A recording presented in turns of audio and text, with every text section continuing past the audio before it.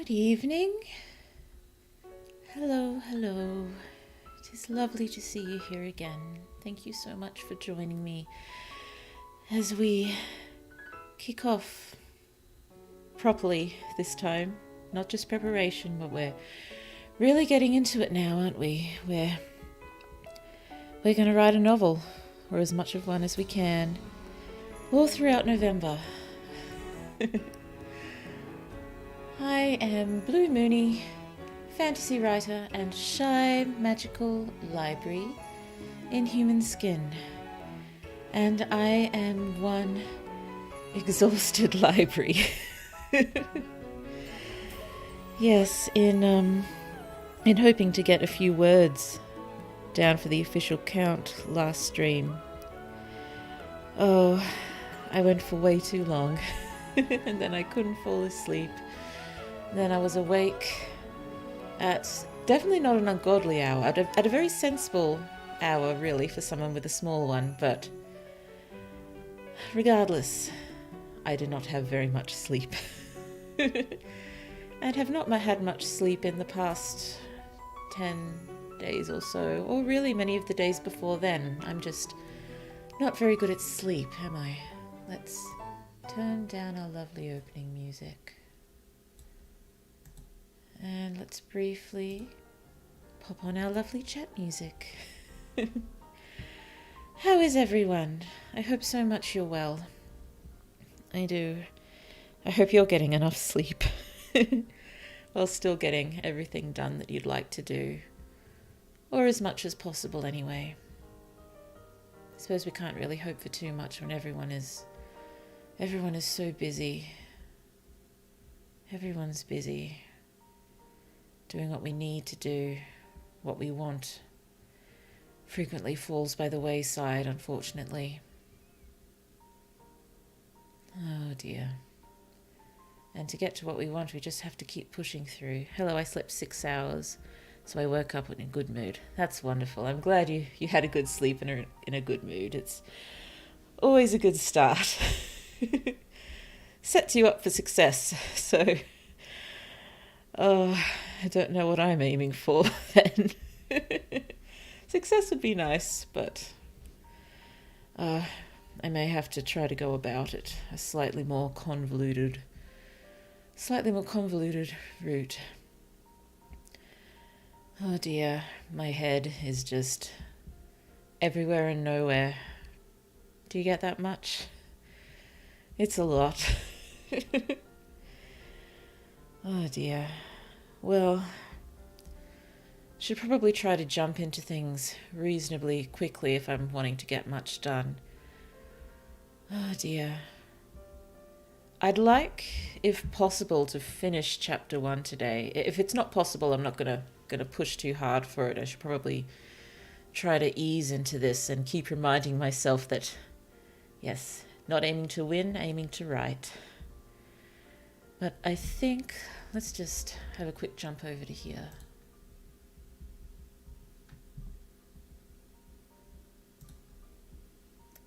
Here we are. So, here we are as it stands for my word count and my little graph down here. Currently under par, understandably, given I haven't had a proper writing session yet. It'd be nice to stay roughly on par, but again, I need to keep reminding myself it is not a necessary thing. Some days will be better than others. Tomorrow, I'm even going to have 2 streams.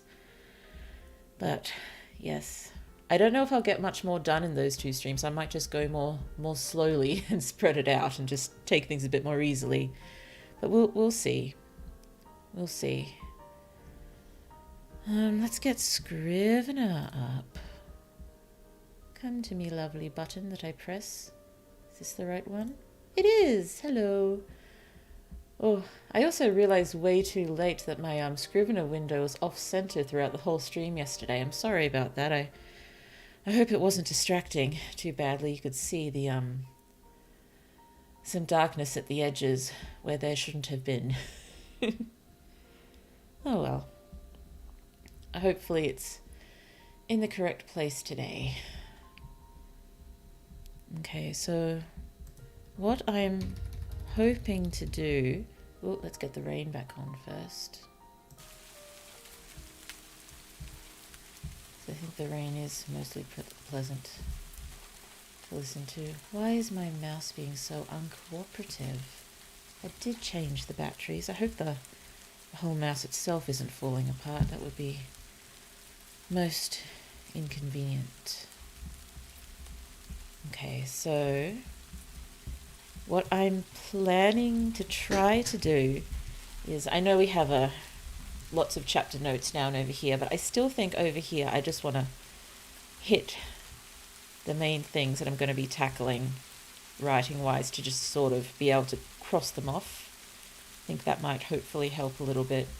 And I also, specifically, because it's one of the most important things here, I would like to note form the conversation between Min and Citra as they're going through the city without sort of adding the journey and everything happening around them as such. I just want to get the dialogue down reasonably detailed first, because I have a feeling that could hold me up a little bit, given I've taken different notes on this conversation and sort of changing the situation slightly each time, so it's not 100% clear to me exactly how this conversation is going to go. So it might take me a little while to pull that together, but I'm hopeful once I've pulled that together, the rest should come fairly easily. I might try to write up until that point of the conversation, so we'll get the library and the public space description, and we'll get the very beginning of the sneaking out of the library, which is not really difficult given how well Citra can do her thing, and going into the secret catacombs. I don't think I really need to go into too much detail with that, because it could be interesting, but it will take up space, and I don't think it's necessary. We can just brush over it to start with, and little bits of descriptive things as we're going. Yeah, you'll have plenty of time reworking your first manuscript once it's done. Yes, I know. I know. That is something I need to... I was doing it this morning. Not too badly. Not nearly as badly as the last time I started a book. I did start a new book this year. Another standalone one. I only wrote half of the first chapter. And I think I just spent 2 weeks planning that story almost in its entirety, because I was so excited, and it felt, this is my big book. This is going to be my first one. Traditional publishers are going to be all over this sort of thing. I still kind of feel the same way about it, but I wasn't able to quite start writing it because it's going to be, even though it's a standalone, that one's going to be a real challenge. So might aim for that. I don't know whether to try to tackle it before other stories that I've got that I've already done a fair amount of work on. Possibly I could, given it's already fairly well planned, but that's the one that will take contacting some academics and figuring out some realistic stuff that could have been around, 6,000 years ago and stuff. So, but yes, it's becoming a very important story to me very quickly, this one. Oh, that one. I like the one we're writing now. It'll be fun. It'll be exciting, hopefully. But yeah, I will definitely get more into it as we go. I really don't want you thinking I don't like this story. When I first thought of this concept, I was like, ooh, that could be fun. So I do like the story. I do, I promise you. But, as I've said, I have been working on most of my many stories for years and years, so I've had a lot of time to get very attached to them. I suppose that's one really good thing about this one, because I'm not so attached to it yet. Anything can happen. I'm not sort of held back by personal feelings as such. And even for that other new idea I had this year, it became very important to me very, very quickly. I guess I'd never thought of anything quite like that before. And maybe it sort of proved to me that I've still got it, I guess. Not that I've ever been hugely short on ideas, but I worry that some of them tend to, you know, either be quite similar to each other or, you know, stray into the derivative, which is fine. There's nothing wrong with being inspired heavily by other things, so long as you write it as your own. But, yeah. Okay, sorry. Tangent. I shouldn't be doing that right now. Let's get down here. Okay, so need to go to Citra, describe the space. Okay. Sneaky. Out of the library. We don't really need to describe the circumstances of her being in the library because that will come out in the conversation with Citra. So, Min and Citra conversation as they go through passageways, and feels a little strange to say passageways when pretty much all of the inner city is enclosed and inside, but I suppose there would be a noticeable difference between, you know, tunnels and passageways and what are more considered main streets. So I guess I'll just have to make that distinction fairly clearly. Still call them streets. They're streets, they're just inside streets.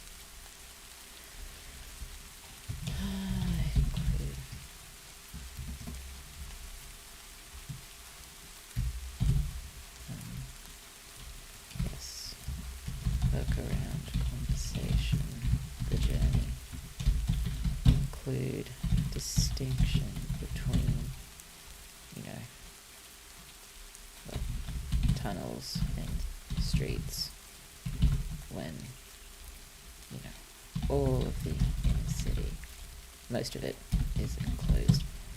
There's tiny bits and pieces that are open, the lucky bits that happen to, you know, be under openings in the outer city. And yeah, I guess Min's family is lucky enough to have one of those tiny slits right outside their window. So they get a little bit of moonlight and sunlight. So that's nice. Not really, but comparatively it's nice. Okay, and so the journey will go around the conversation and around the meeting of the person on patrol. So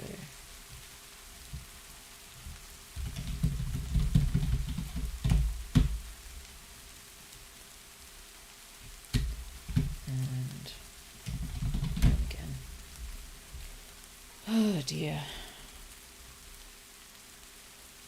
Oh dear. Okay. So I think I was originally going to be having Min having a high startle reflex, but I don't think she really does. There's a lot she's afraid of, but her fear is more sort of quiet fears as opposed to Liot, who would have the quite high startle reflex. So when she does notice the tapping and here's Citra here, I don't think she'll jump. I think, let's have a look. Okay, don't need to look at that quite yet. Need to get her there first. Where are we? Here we are. I did have the... Yes, I did originally here have her jumping, but she drops the book and standing up in a hurry and bumping the table. Well, possibly we can have Citra sort of hurrying her up, and so she moves faster than her spatial awareness would generally allow her, and she can bump the table there and, you know, knock a few books off, but redeem herself by catching them both. I suppose it would be more impressive if it was something fragile.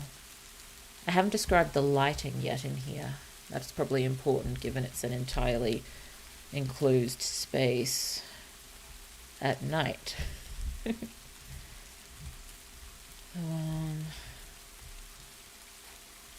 Oh dear. Sorry, lots of oh dearing and ing. I'll get to it. Oh. Well, let's just throw a note up here somewhere.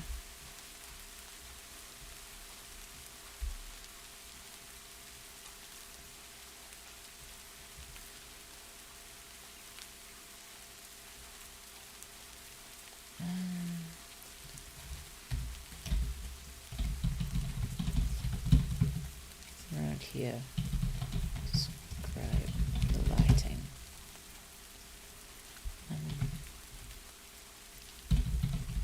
Electric light on table.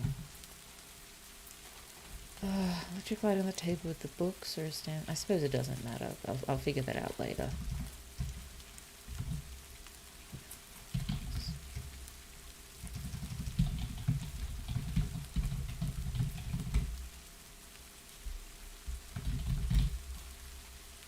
Well, it wouldn't just be dim, it would be nearly pitch black, wouldn't it?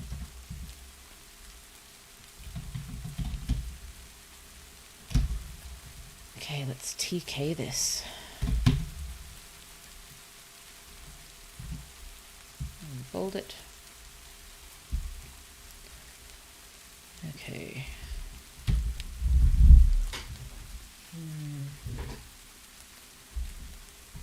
Okay, what do you get over here? We haven't worked out Citra's voice yet, so this dialogue will probably change in the next draft. I know I keep saying it, but so much will change in the next drafts. This is not what a final version of a book will look like. Just feel I need to keep making excuses for myself for not producing good writing right at the get-go, but not many people can do that. Not many people can do that. And even if they could, I would still not be one of them. Okay, so I don't really want her to drop the book.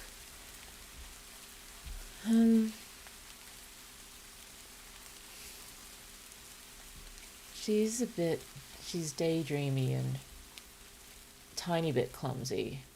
So possibly, she even just trying to drop her book on the pile. Would she bother putting them away? Maybe she'd, it's just a pile that was already there that she keeps there or something. I don't know.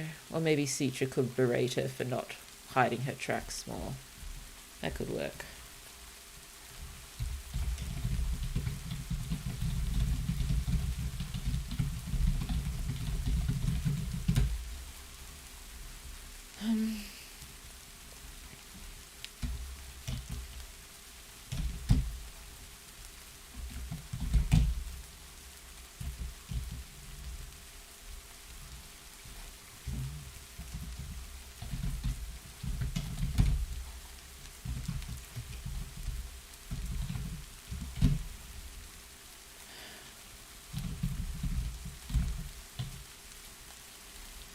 Harsh whisper, it wouldn't float, and carry doesn't sound right.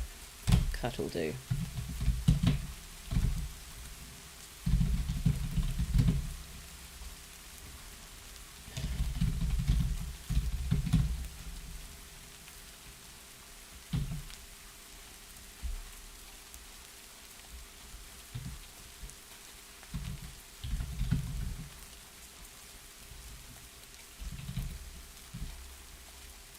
Still call it warehouse. I use a warehouse extensively in my main magical project too. A lot more than I'll use it here. It's just, I suppose warehouses are very convenient spaces to fill with whatever you need when they're disused. The one in the main magical story is a disused warehouse as well. Excuse me, sorry. Well, another writing trademark, it seems. Full of warehouses.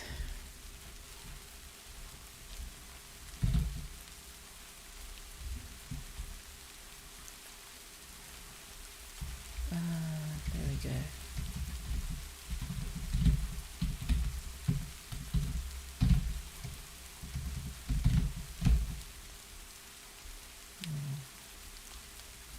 Probably beneath the...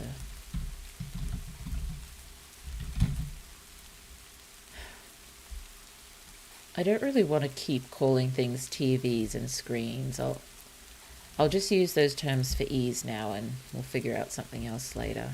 I'll just call it a screen. Had the same problem in other more urban-like fantasies with TVs and monitors and screens, and just I don't want to call them TVs. Screens is probably a more universal term that could work. But yeah, I'll just call it a public viewing screen at the moment.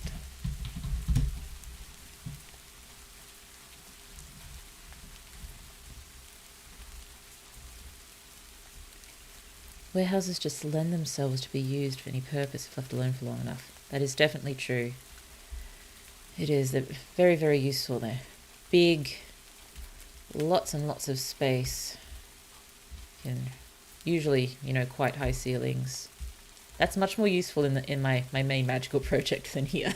But I don't know, if it does have a reasonably tall ceiling, and space would be in demand. Possibly they've built mezzanine levels above for things. Let's just throw that down. There's not much wood around though, so what would they use? It'd probably just be made out of steel.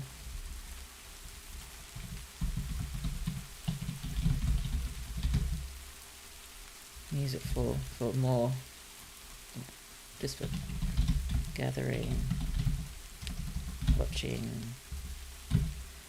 I suppose possibly they could even stick local markets up there and in the space, because it'd be hard to do local markets in the streets, because I was wondering how that's going to work with the festival, because most of the streets are so narrow.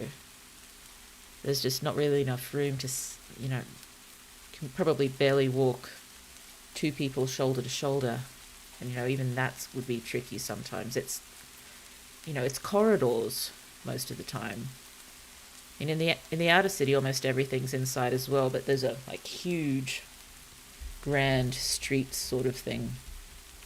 This is, it's like a giant building maze, so there just wouldn't be room there. I think they'd have to do things like markets. So maybe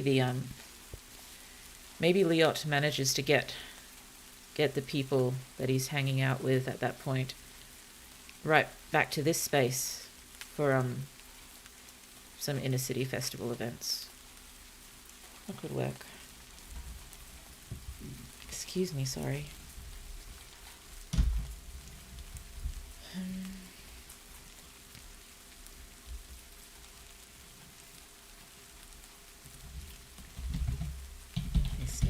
Ceilings? Ceilings.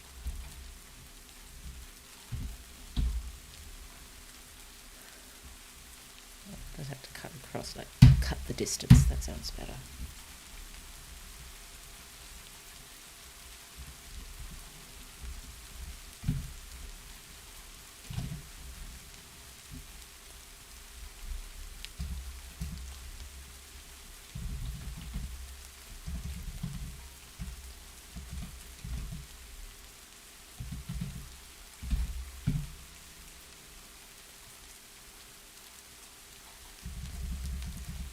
Well, it's not like a crack in a broken stone. It's it's a doorway. Probably wouldn't be in the stone wall. Why wouldn't it be? That's just how it's built. It's just been... Oh dear. I suppose we can always just do it easily and just, there are tapestries hanging over the front of it or something. I don't know. Seems like it's cheating though. Like these were once just, a way to transport goods to and from the warehouse, so it'd be probably fairly wide square rectangular exit, but disused and possibly, attempts to close it up. Why would they attempt to close it up? Probably just because it's too difficult to send patrols down there and keep track of things. Too easy to be... Or possibly they tried to close things like that up after the last resistance attempt. But I don't think that would be common knowledge. Okay.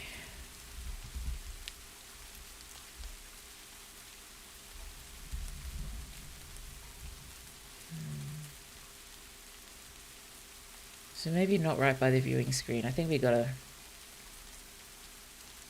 But if it was just a normal exit... Sorry, I'm agonizing over this way too much. Let's just put it here for now and we can figure it out later.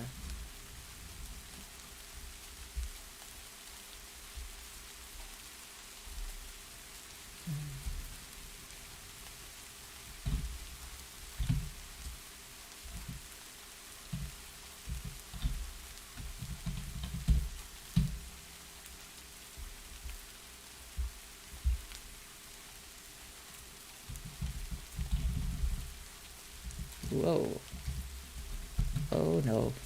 My spacebar's stuck.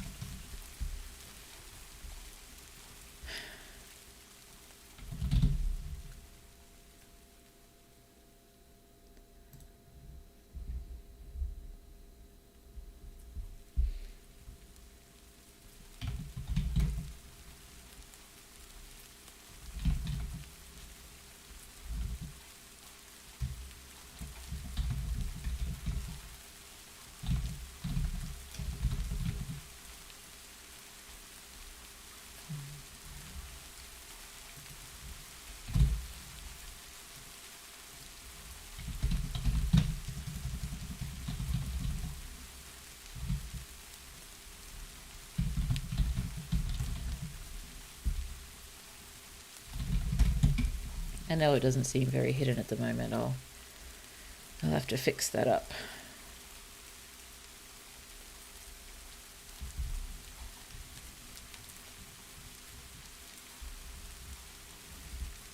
Well, I suppose,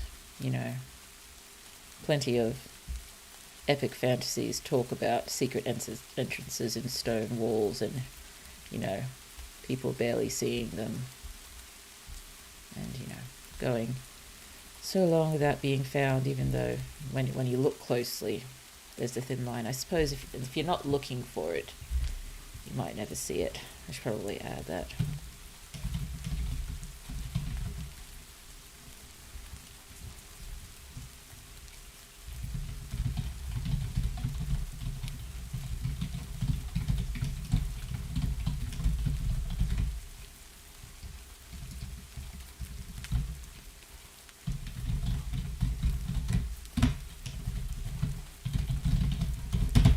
There we go, a bit of stuff for Citra.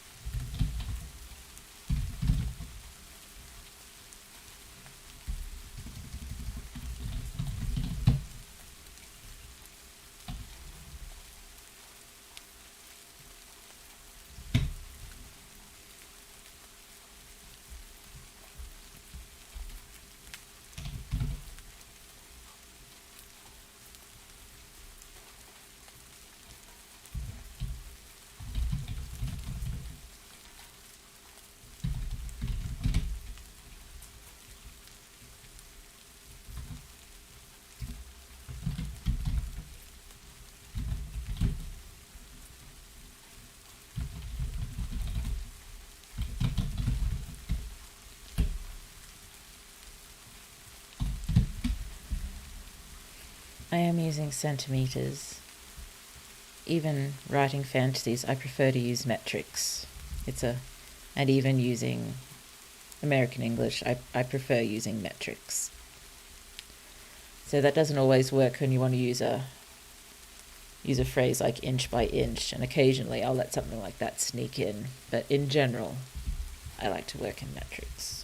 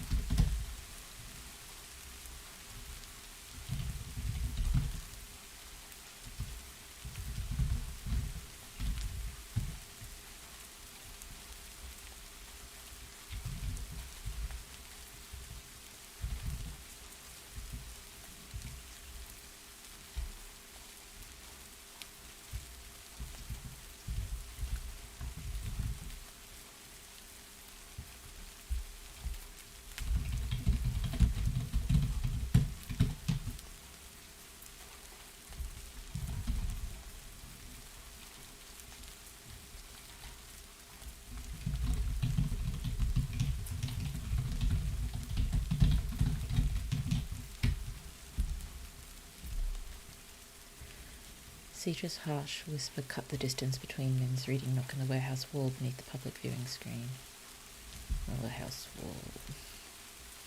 This feels like I need to say beneath the public viewing screen here because, the warehouse is big. I think I prefer to put this in the second sentence here. I won't be going back too much, I promise.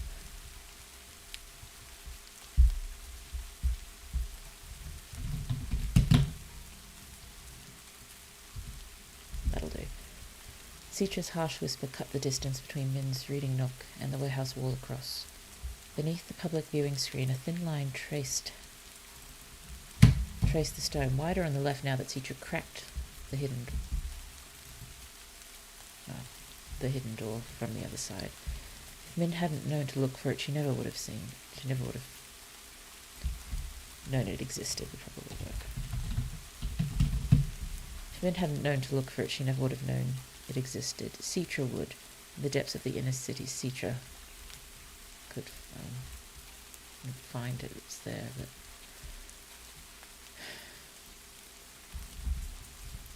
knew everything. How long are you going to sit there daydreaming?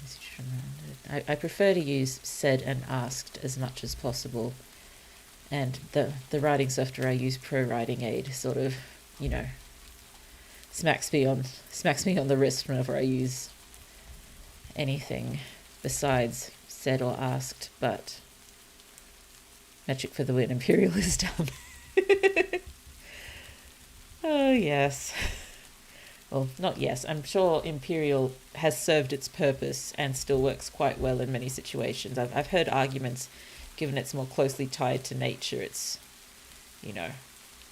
a more natural and more realistic, I guess, unit of measurement. But metric is tidy. I like metric. I like metrics. It's probably just because it's the one I've used all my life and it's the one I understand. But I like the idea of filling fantasies with the metric system.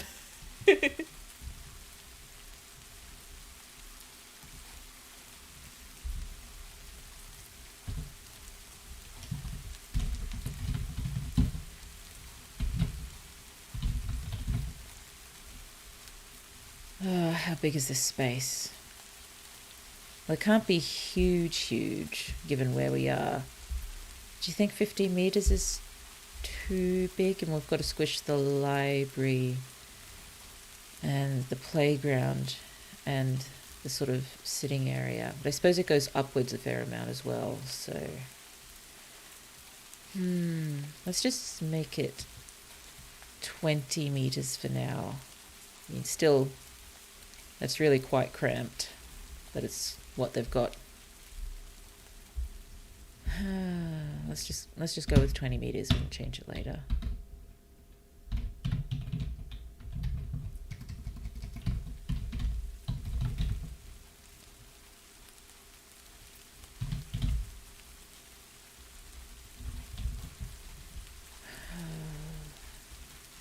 if I'm sticking with American English, I should probably use flashlight and not torch.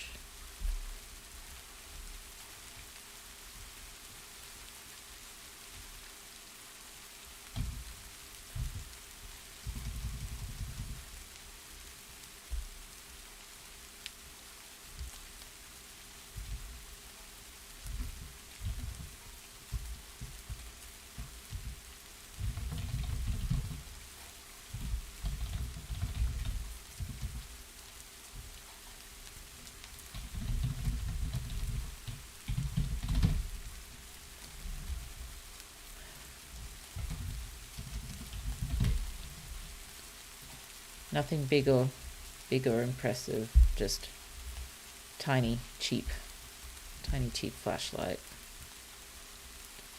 Although, you know, probably be more cool to have big clunky. It would definitely look cooler, but I suppose unless, you know, big clunky ones are the cheapest ones. But I suppose Citra will want to be able to hide stuff. But I guess it would make sense for people to just walk around with flashlights and electric lanterns, because it would be so dark there all the time. So you could get a tiny bit of glow of sunlight, and there's they would have, I guess I'm thinking vaguely City of Ember sort of thing, you know, the lights, electric lights on the outside are lit for a certain length of time and then turned off at night. So I'm guessing all the lights are definitely off at the moment.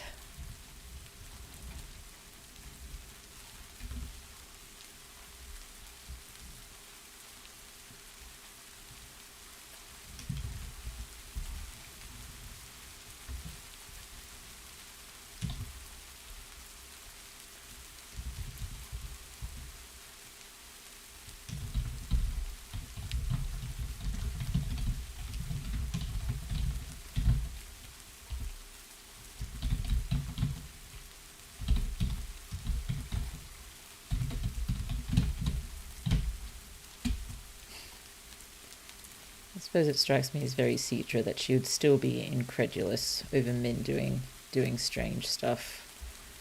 Curfew enforced not by the authorities of light availability. Yes, that would do it. Yeah, not many people would want to be wandering out in, you know, pitch darkness.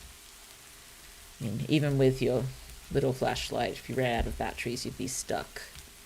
There are patrols going around with their flashlights, but yes, people, it's not safe to be out after dark. I should probably just say that quite bluntly at one point. Possibly even have the patrol person say it, but in a slightly sarcastic manner.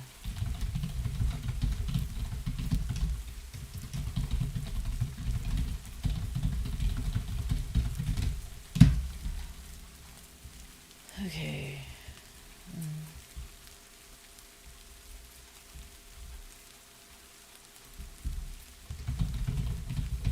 It's already feeling way too long. Oh well. And those that would seem, and those that will seem suspect for mortal activity. Yes, that's right.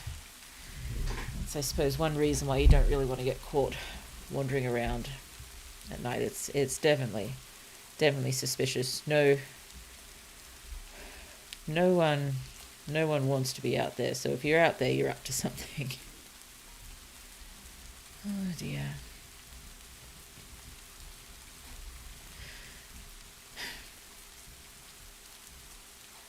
I suppose the speaking to and apologising to inanimate objects. I've got that for another character, one that is a little bit like Min in another story.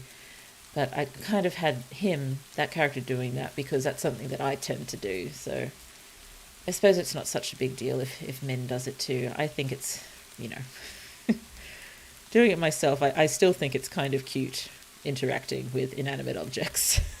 Okay.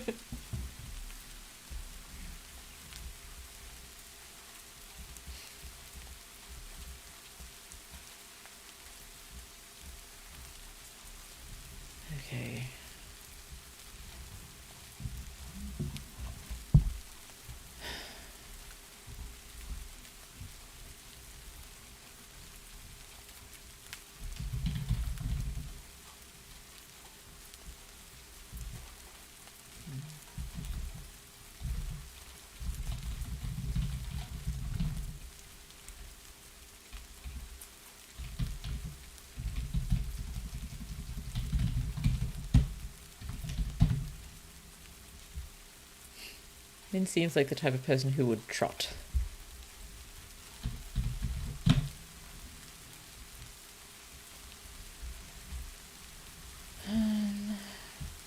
Maybe you should always also say it's through the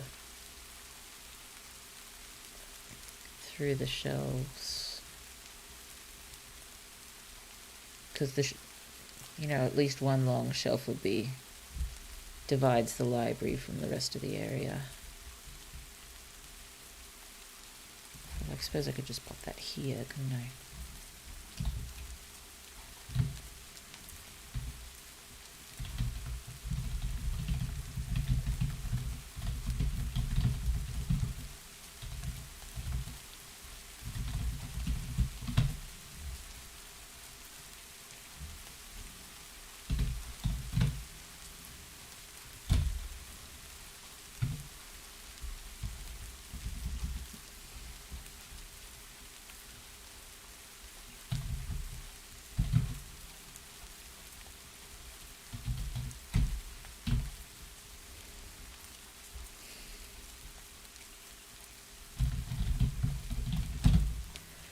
Showing kindness to inanimate objects speaks a lot about a person, so it's a good way to show that aspect of a character. That's a lovely way of putting it and thinking about it. In that sense, it does work quite well for Min, and it definitely works for my other character that I'm using it for. I smile a lot thinking about a specific scene where he's working as a gardener and he's trimming the dead heads of hydrangeas off the plants at the end of hydrangea season, and sort of thanking them for their hard work and saying they bloomed so beautifully and we'll see you next year, sort of thing. And yeah, that makes me really... that character, he just makes me happy. He's one that I've had some concerns with writing, because he's the one I'm concerned I infantilize without meaning to, and I really don't want to do that. There's just so many characters that I can think of that I can sort of combine that would help me create this character. And I have the character. I love him. I love how he is. I'm just, concerned about how I convey him sometimes, because he should not be infantilized. I'll keep working on him when I have time. Now let's keep thinking about Min.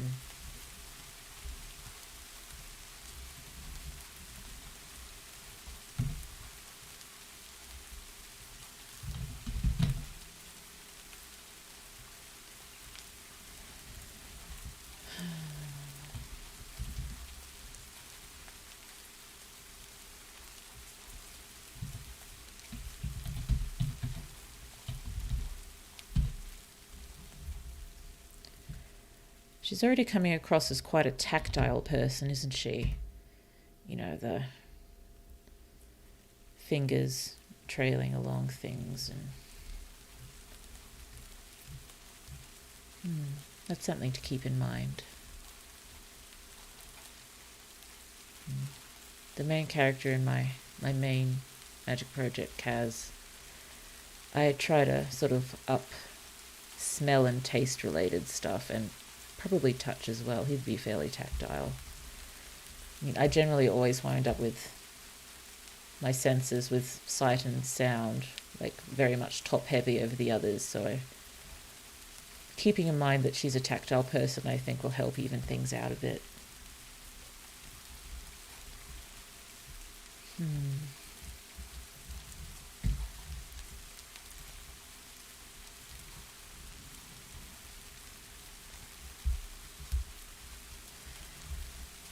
Okay, how do we want to describe the library? Okay, because she's about to leave the library, so gotta get something here.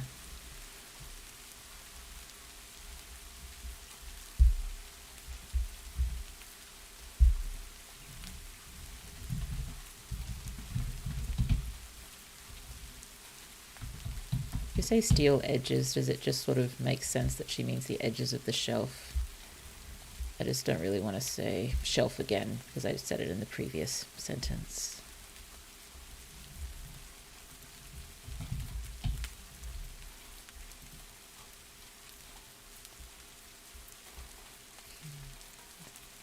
suppose it's not obvious, but I can always fix that later.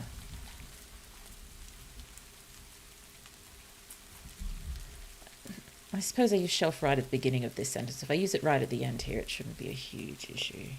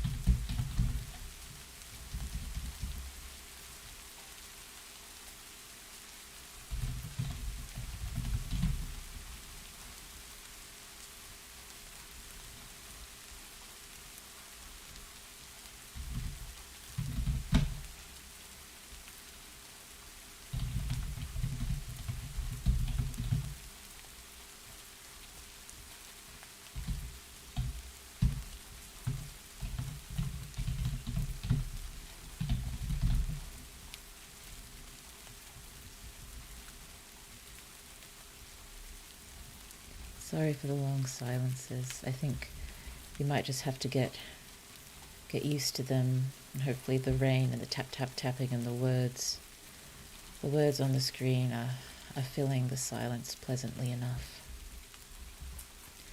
I'll go back and read what I write several times. Let's just try to get this library description done and possibly the space.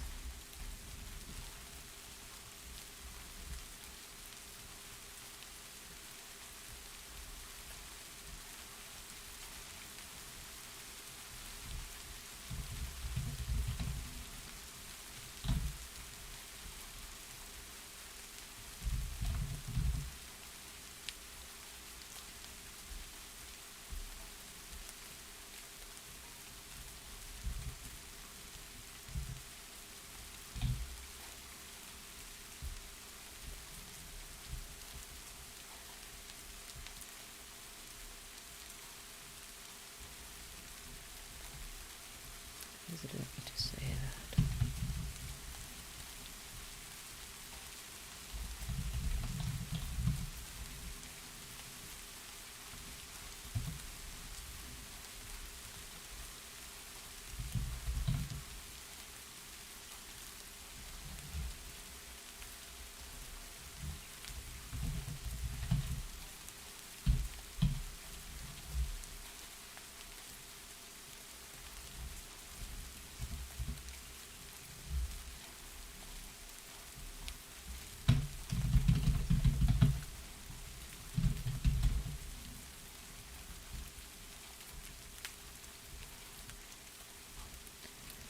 Silence helps the viewer ruminate on what was previously said, so don't worry about it. Thanks for that.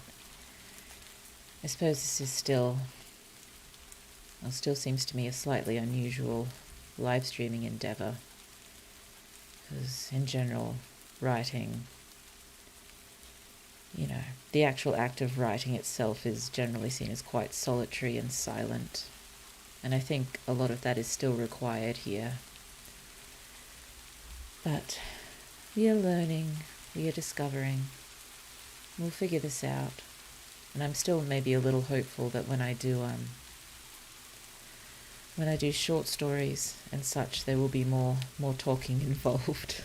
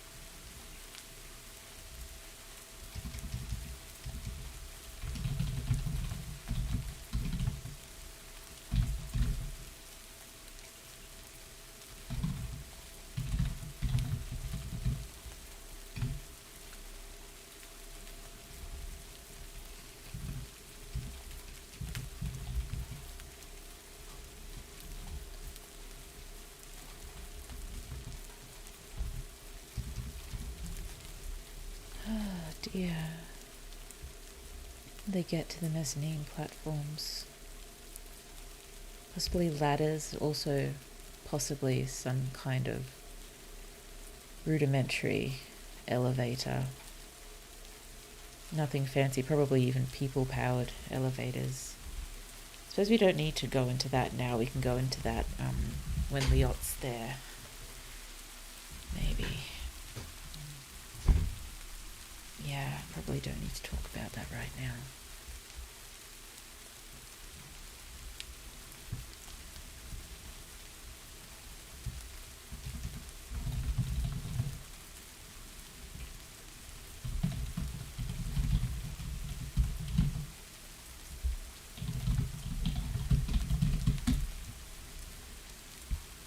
I haven't described the library itself as such.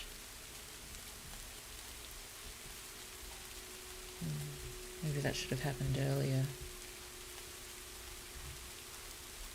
Or possibly, the library is just... all of the books are on that one long shelf.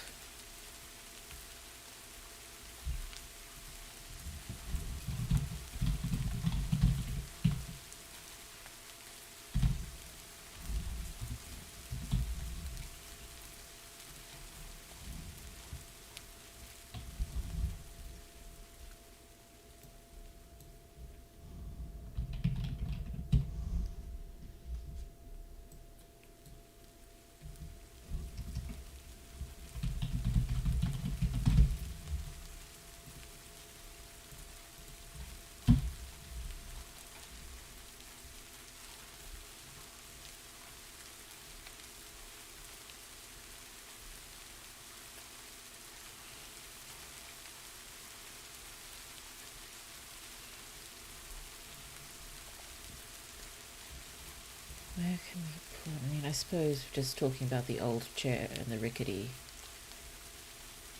table and the lamp.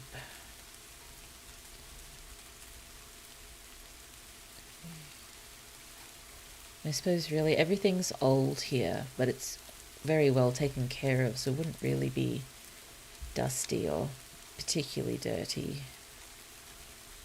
Any stains there would be centuries old and just sort of a part of the stone and cement now.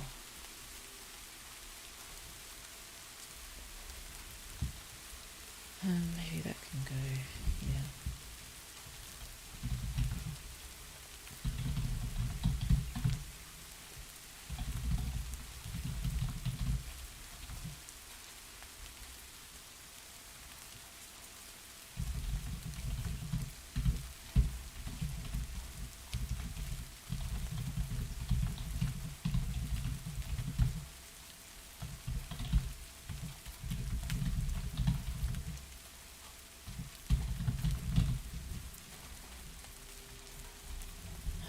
I still think I need to put the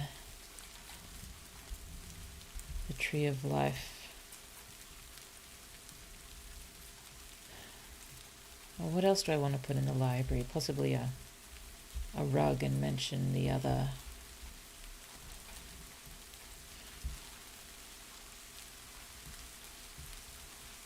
So maybe here we can describe a bit more of the library. I just didn't want to start the very, very beginning describing the library, so maybe put it here.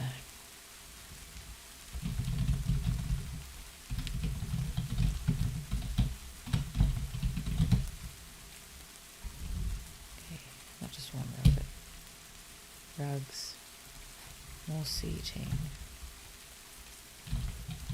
more lamps. I suppose it really wouldn't hurt for multiple lamps to have been turned on in there, because if it's all closed up, no one would see the light from the inside. There's no windows.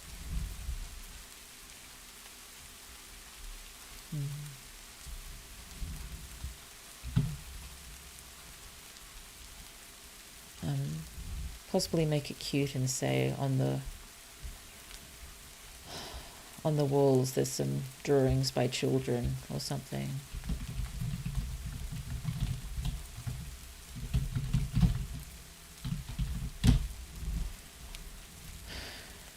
still worried about counting these notes towards my word count, but if I want to keep moving, I can't keep going back and spending a huge amount of time trying to fix things. This is what first drafts look like. Get more description there. Possibly I can put the cleanliness there too. Let's shift this over here.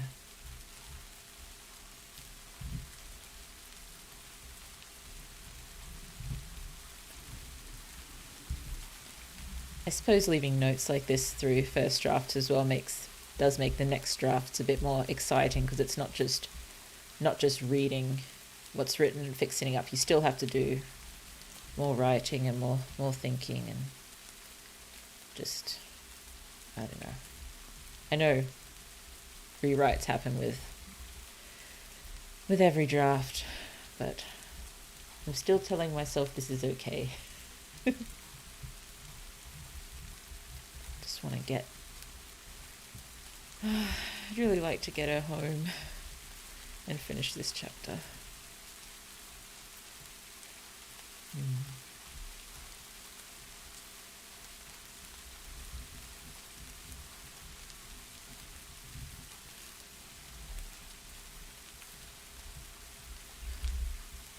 I suppose if I talk about the library's appearance up there, don't need to put that really.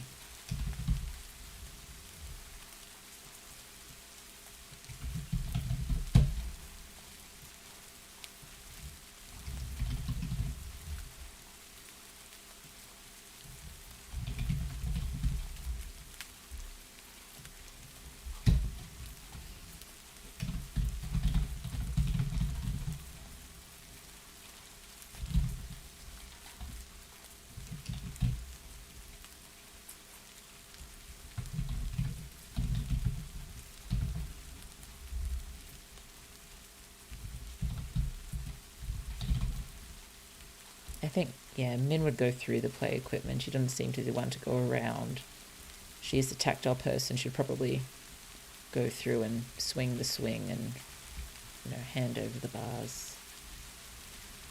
Being quite tactile, she's probably also, she's a hugger. She's a hand holder. She's all of that. That means she's going to be really affected when she's put in isolation. Oh dear. Okay. I'm so sorry. I'm just going to jump away for just a moment. I should only be a minute. A moment, a minute. Somewhere in there. Excuse me, sorry.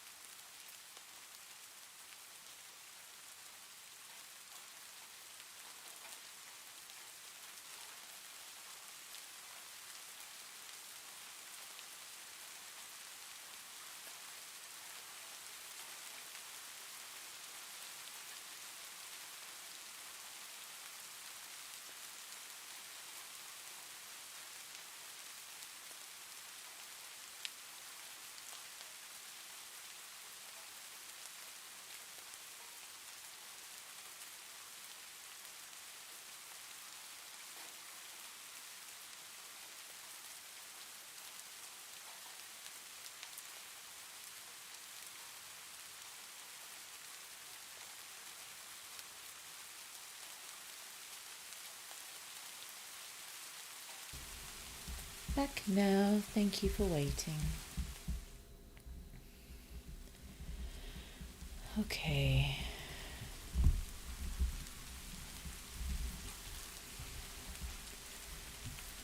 So maybe I'll just read through what we've got here. Got there. How long are you going to sit there daydreaming? Citra demanded. Right.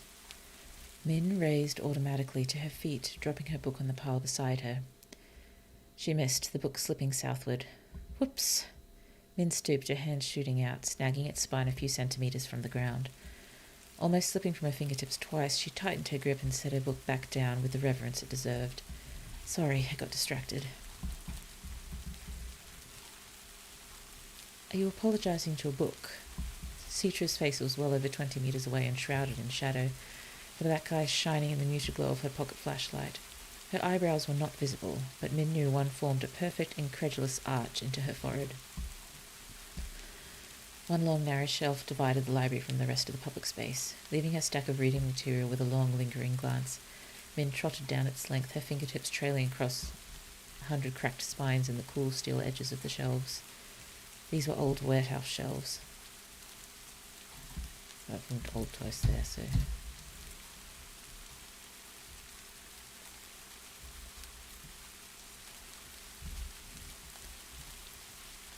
I'll have to fix this up. This doesn't quite work, but I'll just bold that so I know to look at it later.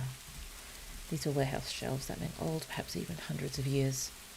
Their shelves too widely spaced for convenience, the community had procured enough scrap metal to weld in as inserts. The same steel had been raised into the ceiling space above as mezzanine platforms. Space was too rare to let that void go to waste. Now used as extra gatherings, vase and market stall real estate. Space twice. Let's bold that so we know to fix it.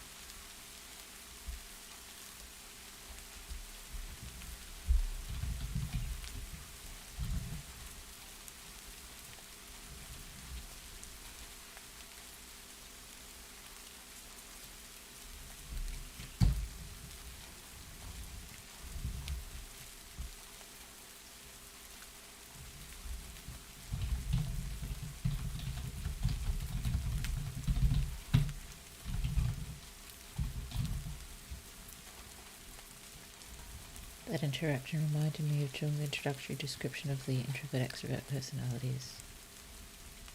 Okay. That's interesting.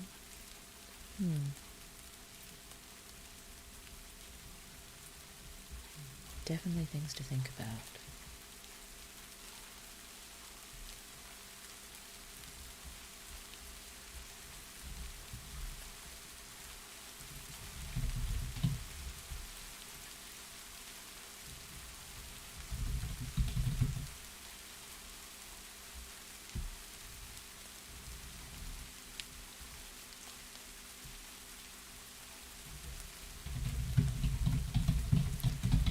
I know I spent too long on that sentence and it's still not right.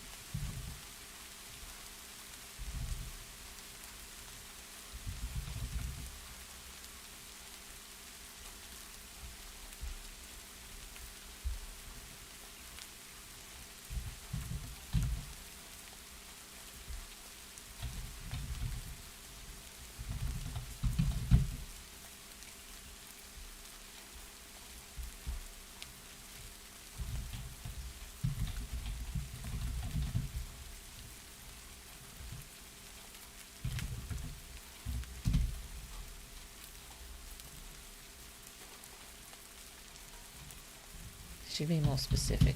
I'll go with ferns.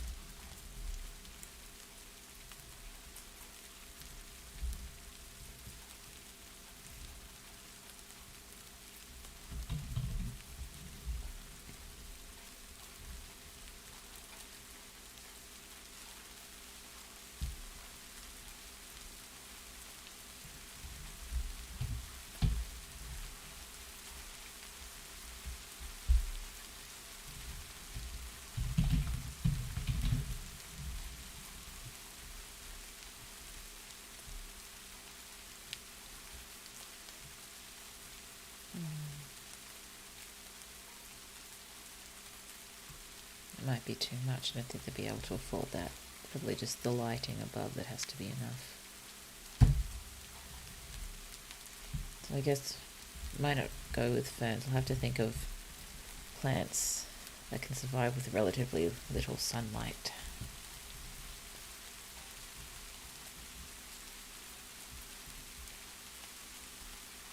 Excuse me.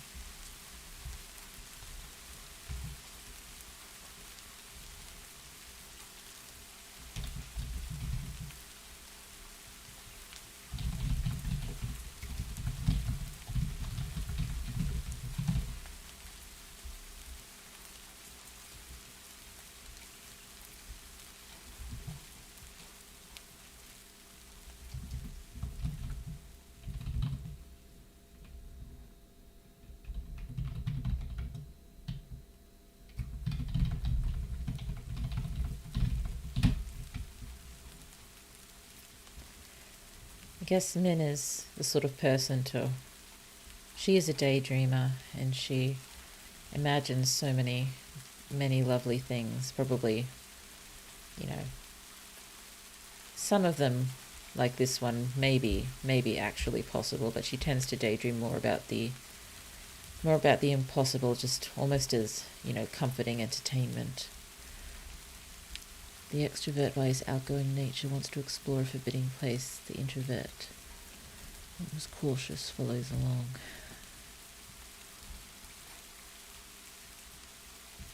After exploring the phone books or source of information, the introvert is captured by it due to his introspective nature. The extrovert gets bored and urges the introvert to snap out of it and leave the place with him. This is sounding very Citra and Min, yes.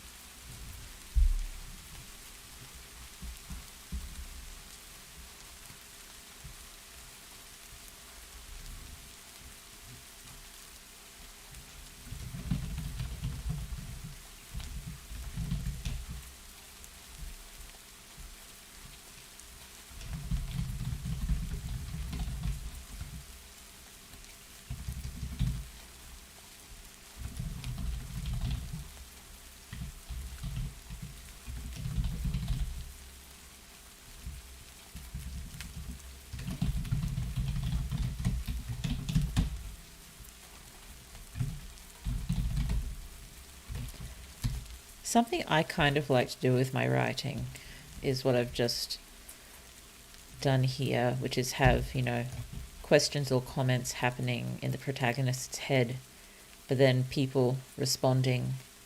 And I guess this is supposed to demonstrate when some people tend to, they speak out loud but don't really realize they did. But I like to do it like this to not really draw too much attention to it, because this is a normal thing for these characters.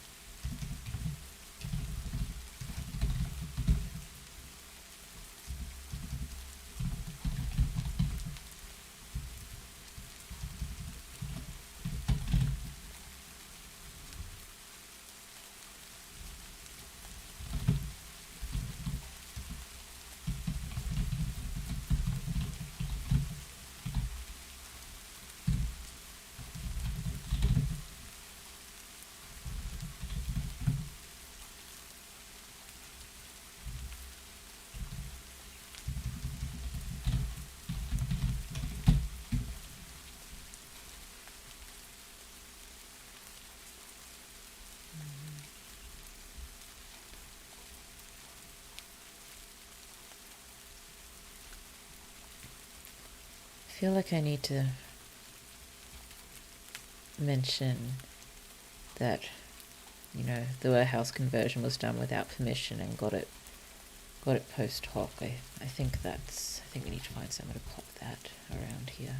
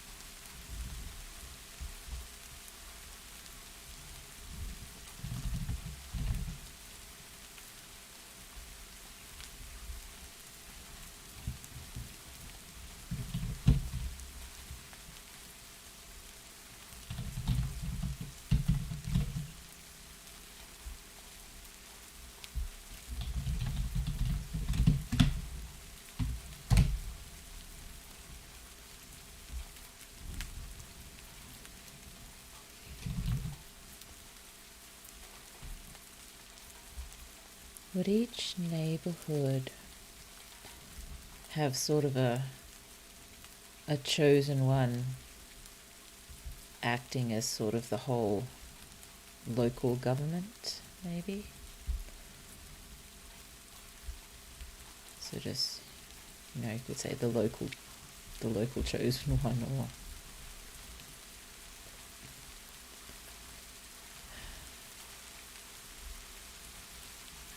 just for the outer city and the chosen ones to keep a closer control on the inner city without sort of combining it too much with chosen one politics.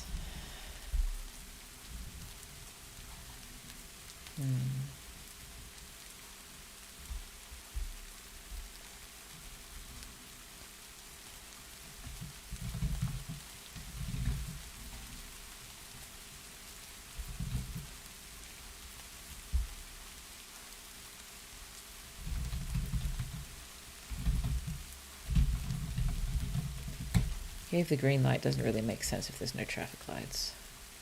Unless it's just stuck around and no one really knows where it came from.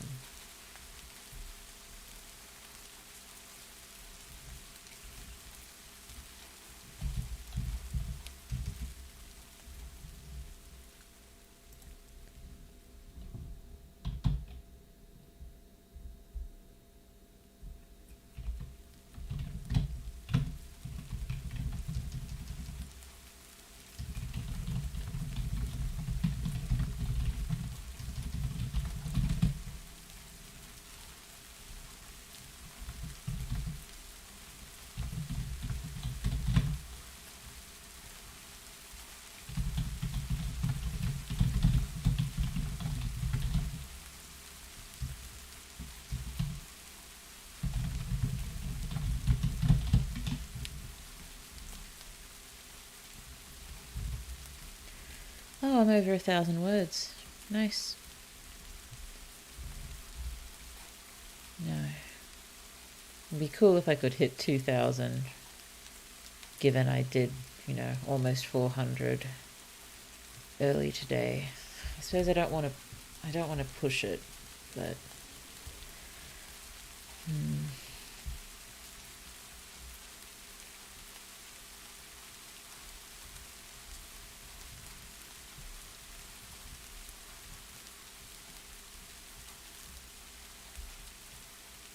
and I do have markets in so many of my stories.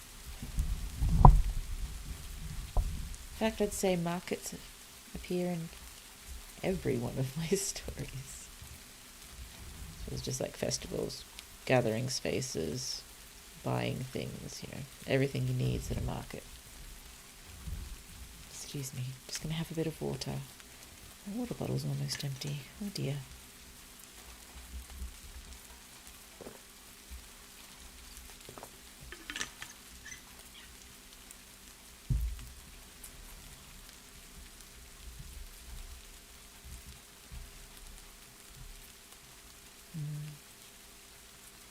I wonder if I've sort of left Sita for too long here, that we don't really remember where she was. I can fix that later anyway. How many times am I going to say I can fix that later? Many, many times.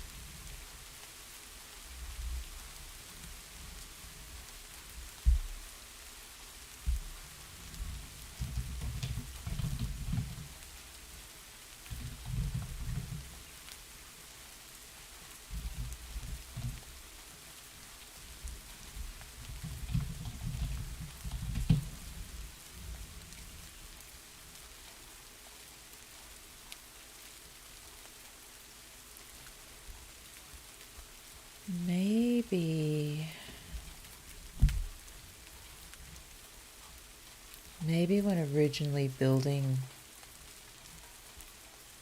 the city, maybe it was just part of the design, because it was designed so carefully and well that doors that weren't features were practically invisible.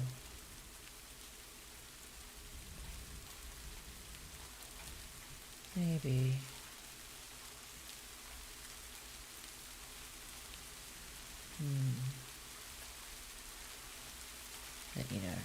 But all the newer inner city built stuff's very, very rough, not really considering architecture or aesthetics at all.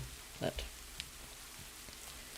guessing this warehouse was part of the original inner city, so part of the industry and stuff. That means that their neighborhood, well, maybe most of their neighborhood is sort of cantilevered off this warehouse.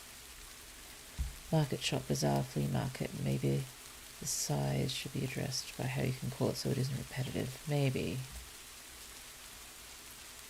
yes, I will think on that. I do tend to automatically go to the term market.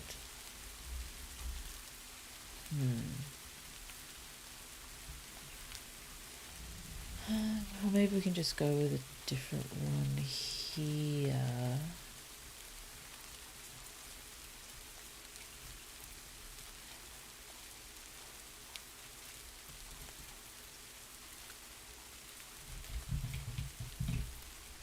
Just pop that there for now.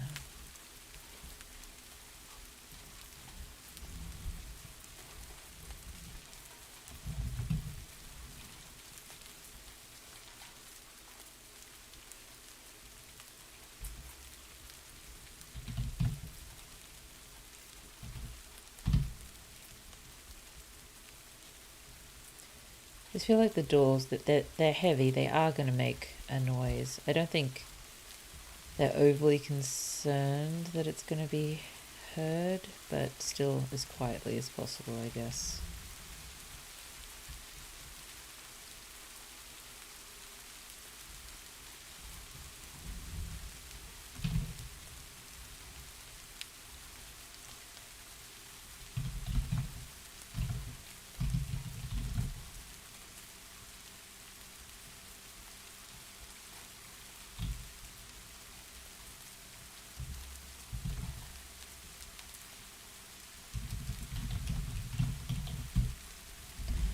That's right, I wanted to add up there. I'm not going to do this much, I promise. I'm going to try not to.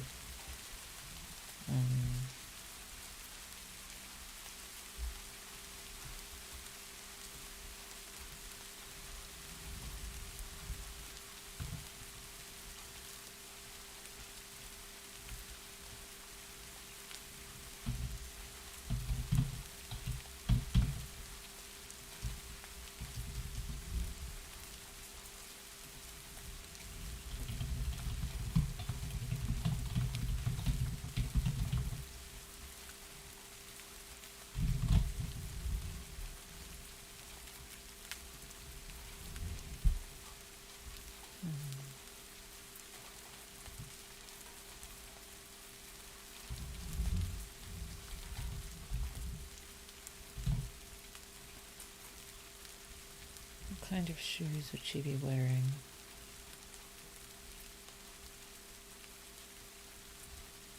Everything's inside, but it's all stone and cement and steel. So you'd still need a fairly firm and supportive shoe. So maybe just boots are a good.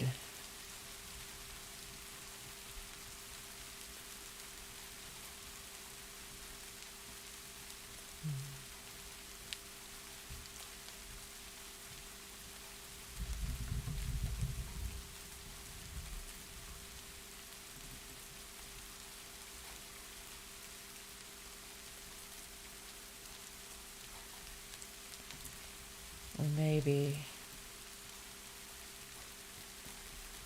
they mostly wear something like gumboots or Wellingtons or whatever. whatever we want to call them, because in this, the streets do tend to get muddy when rain gets in.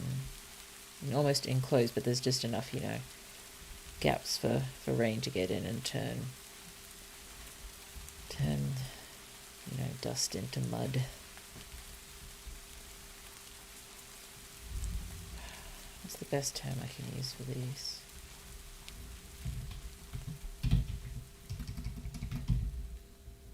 Gumboots, synonyms.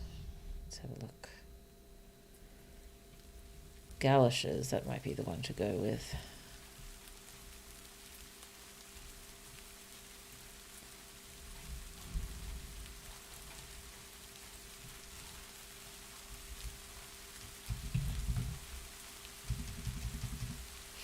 Seems a little pointless to have ankle-length galoshes, but it's not like there'd be huge piles of mud. It's just, well, let's just do it anyway. But I also need to find a way to get appearance descriptions for both of them, probably in this chapter, unless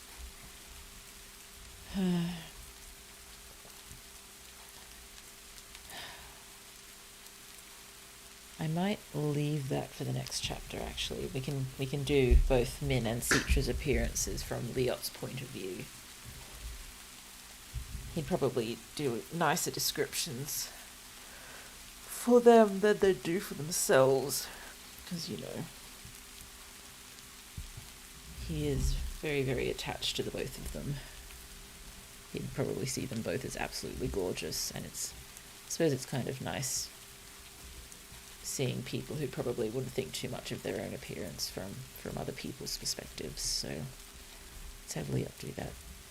Silty mud, indeed. A lot of it.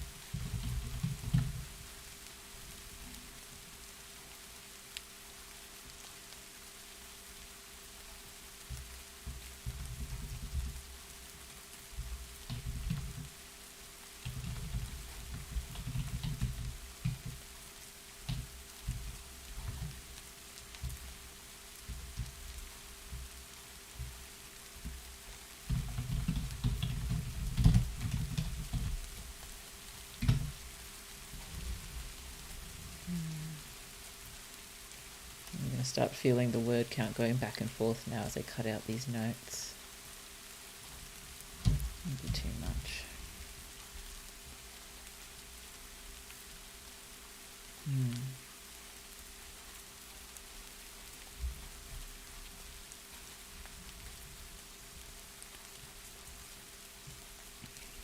Okay, so conversation.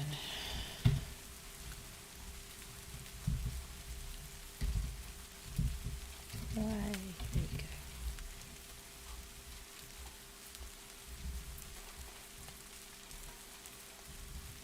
Okay, let's get this. Let's figure out this conversation. So,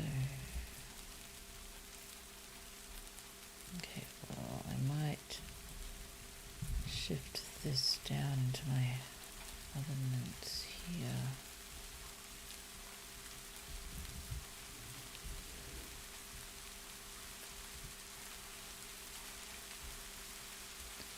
I definitely don't need those notes anymore.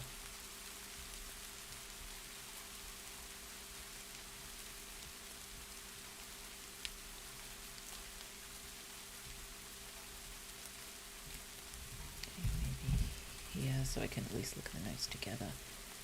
I might just add with that tree of life note up here. First mention of fate. 8 particles.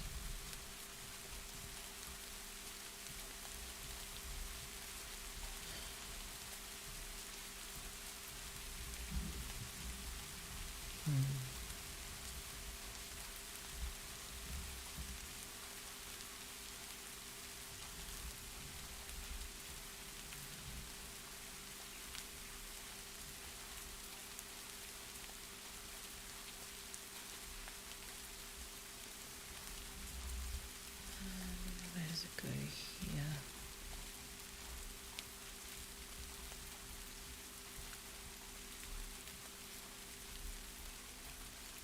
Okay, so it's okay to talk about it up here, but then go into the risk part of it later. That should be fine.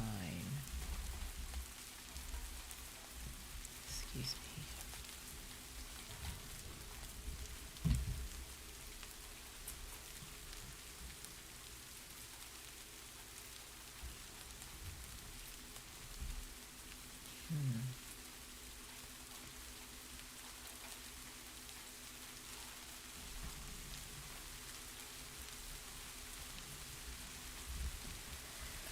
Sorry, just trying to figure out how to make this conversation work.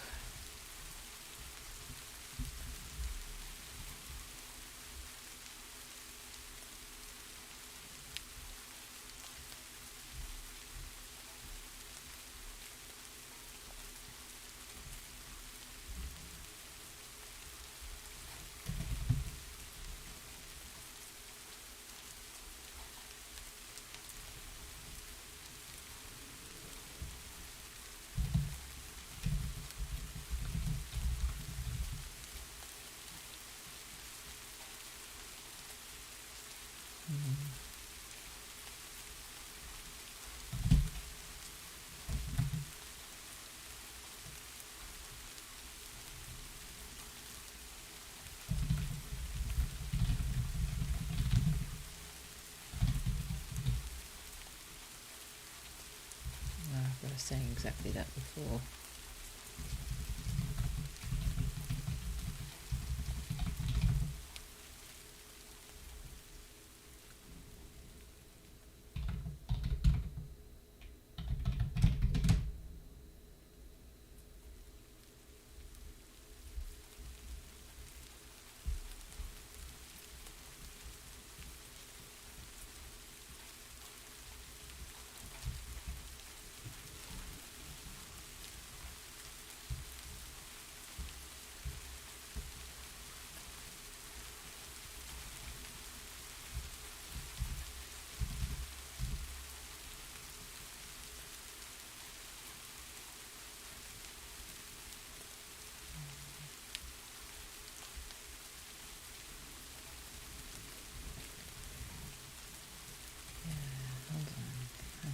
I'm working it. I'm figuring it out.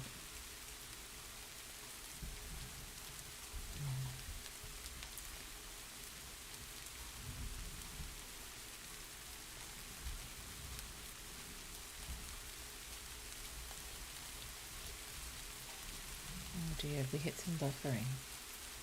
Or is that just my stuff? No, it says it's okay.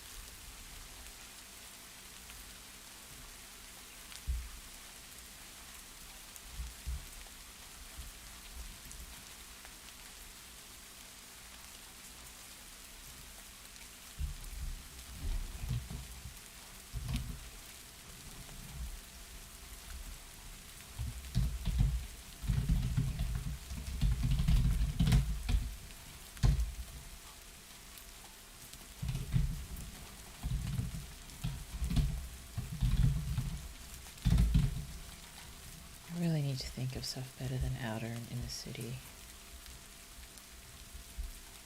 I know I can use them as placeholders, it's just annoying me a little bit.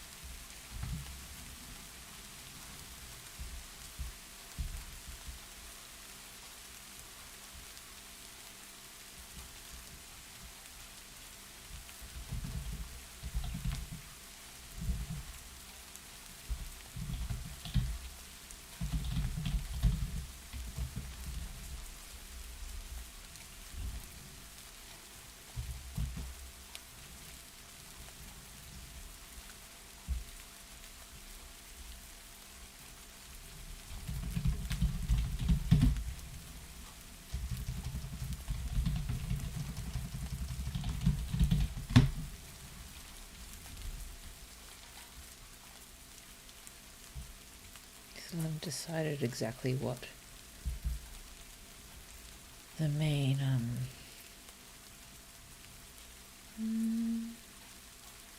occupation in their neighborhood is. Well, maybe they've kept the sort of warehouse related stuff here. Although honestly, I do in my other dystopian book. Yeah, there's there's warehouse jobs in that one. Warehouses everywhere. I might just stick factory in there for now and decide later.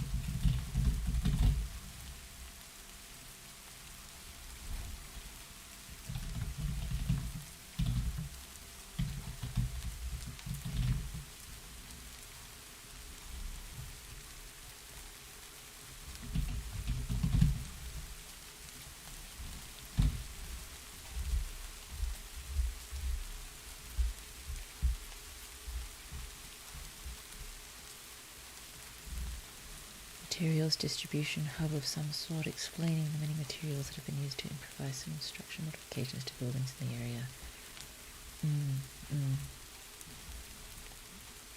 Yes, possibly making this area materials related, and even possibly manufacturing nice things for the outer city too.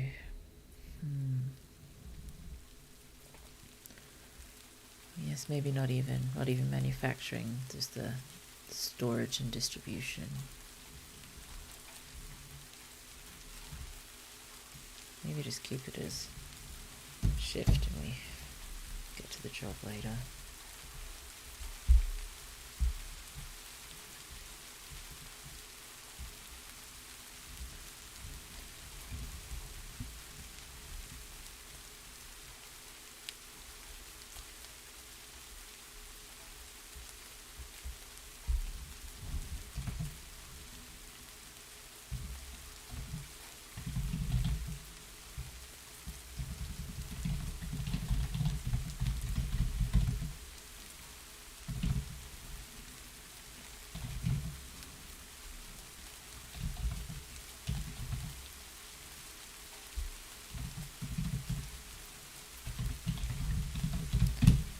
Still haven't figured out military stuff yet. I'll just keep calling it patrols for now.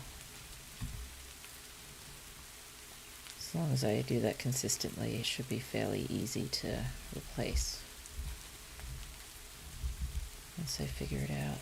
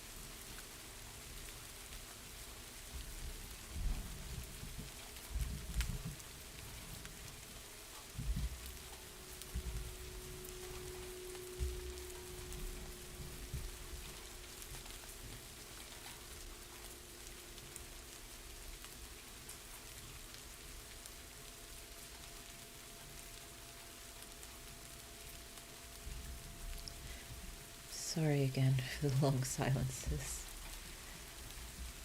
Oh dear.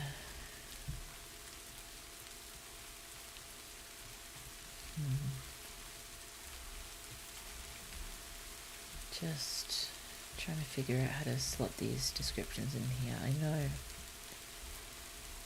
everything will change. I'm just trying to get a basic idea of what's going to be happening here.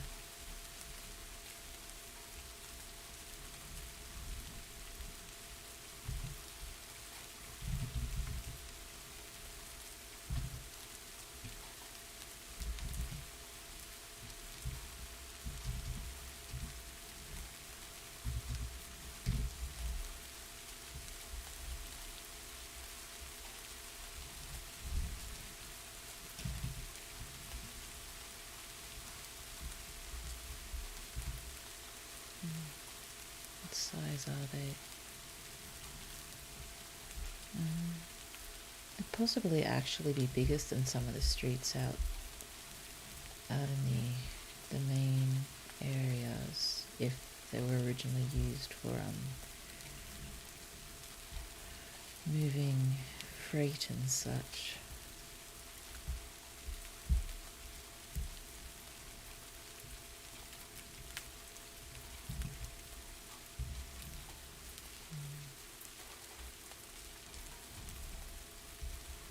At least most of the streets outside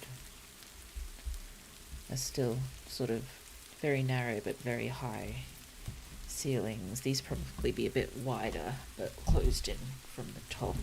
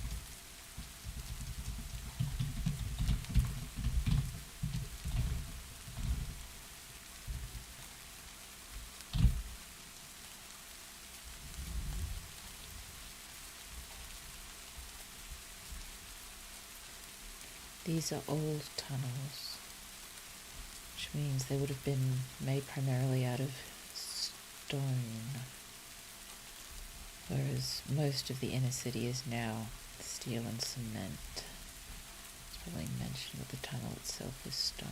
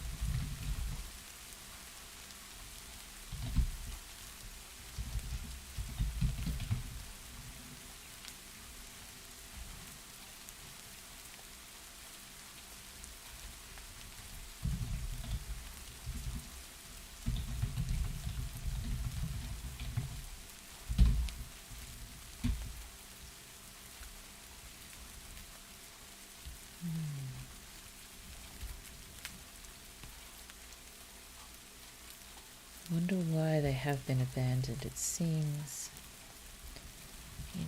a little counterintuitive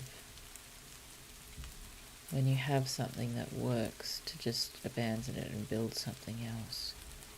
Maybe they'd intended to reclaim it for more outer city use because, probably nicer. But those projects never continued or something. Might just find somewhere to throw that. So to include mouse, why? I changed your batteries, please work.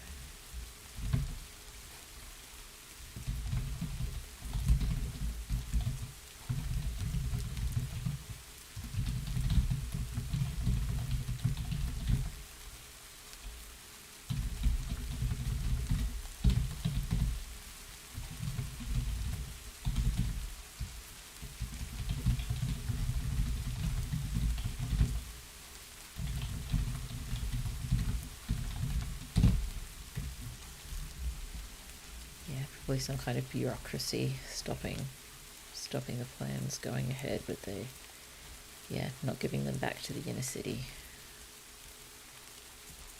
That could work.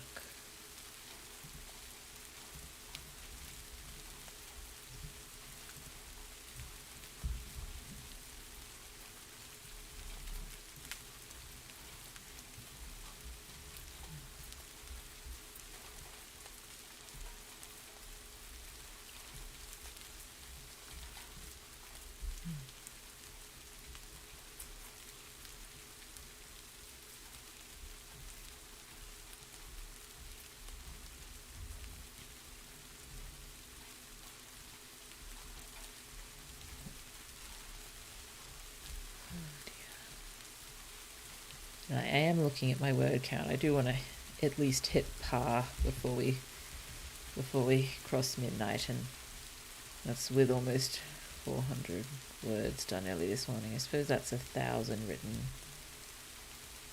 at least right now. I know I'm going to have to pick up the pace, but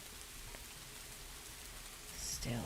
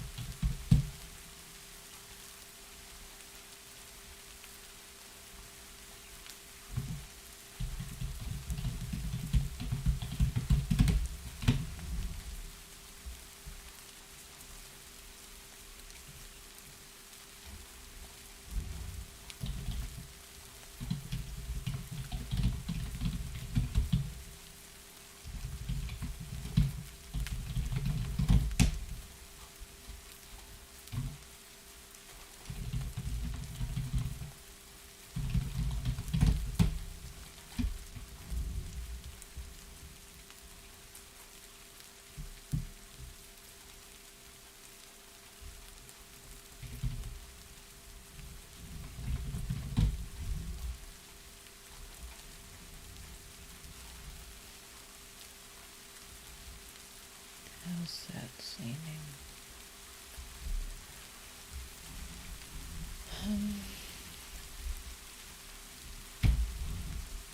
Okay, well, let's get them back into the inner city. I'll come back and I'll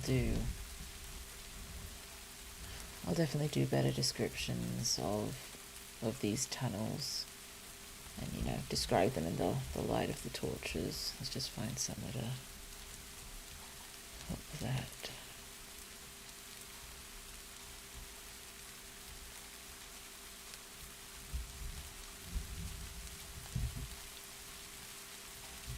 That's probably good going straight into it there.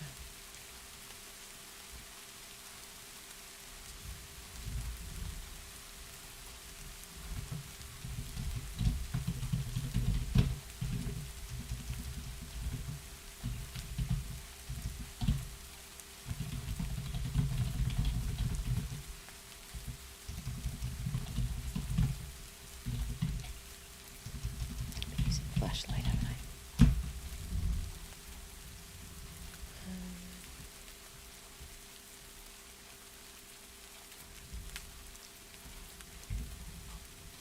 I've done a little of the distinction between the tunnels and the streets, but it's a little hard when we haven't gotten to the streets yet.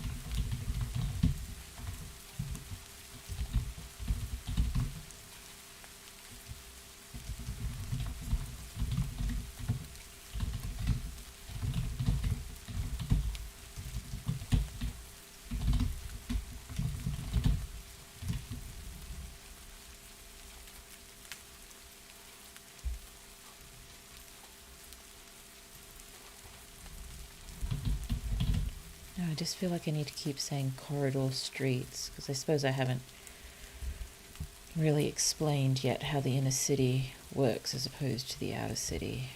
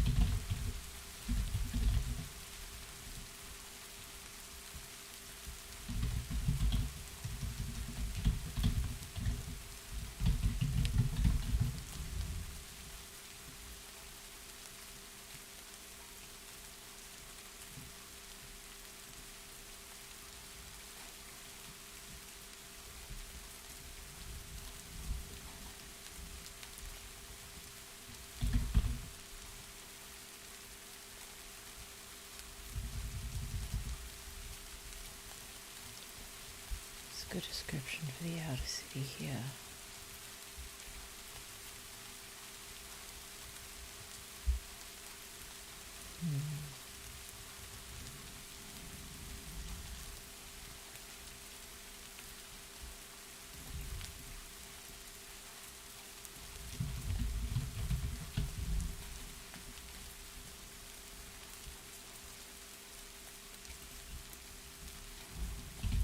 Elegant will do.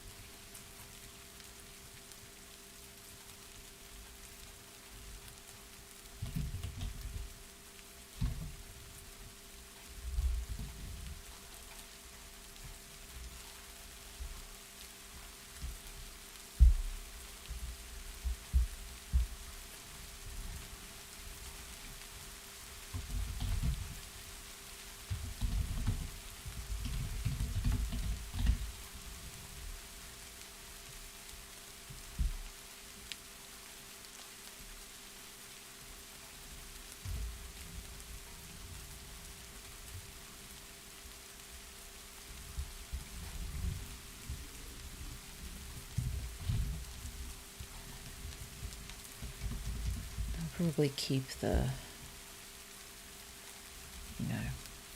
almost no light until they meet the patrol guy. Oh, I've just passed par. But that's, with these few notes.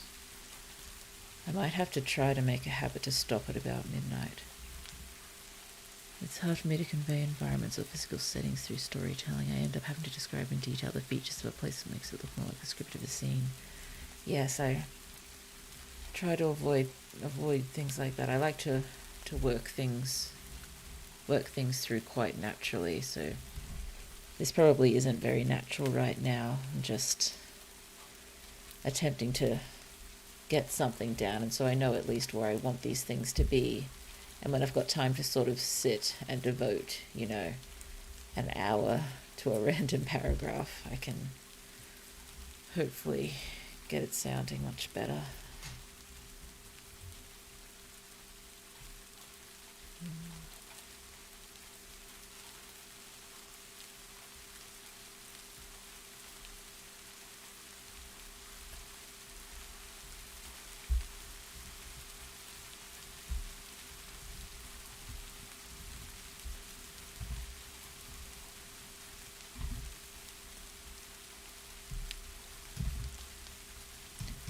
I was about to type, the inner city was once just used for things like industry and utilities, and that everyone used to live in the outer city, but I guess they probably wouldn't know that, so I won't put it there.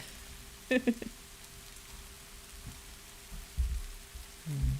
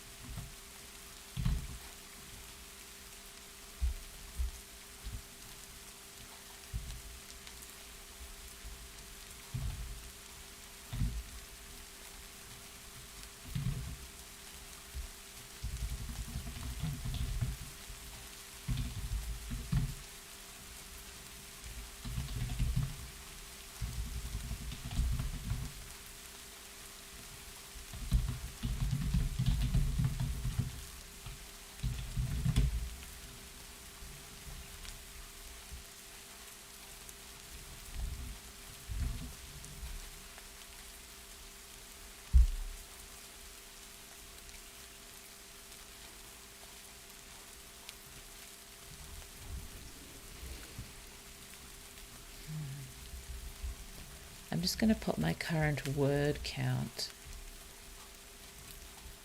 in just so I don't miss the midnight cutoff. Let's just get this up here.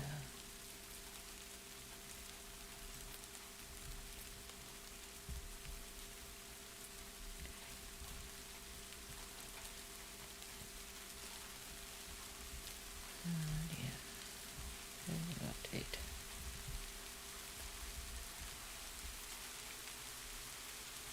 I wasn't paying attention to just this session. Is there a way to do it? Total word count. Total words. There we go. Let's do that.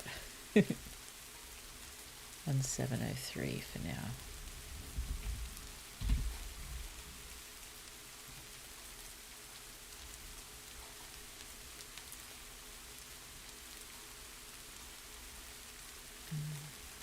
3% done. Ooh, I got update more than once in one day badge. You want this badge by updating your progress at least twice in one day. You got struck by inspiration multiple times. Hooray. And write 1,667 words. You earned this badge by updating your word count at 1,667 words. You're on your way. Hooray. So I am slightly, very slightly above par.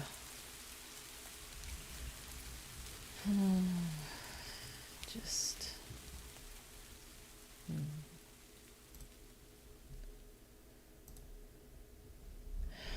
I really wanted to finish the first chapter tonight, but it doesn't matter. It looks like this chapter's going to be way more than 2,000 words, doesn't it?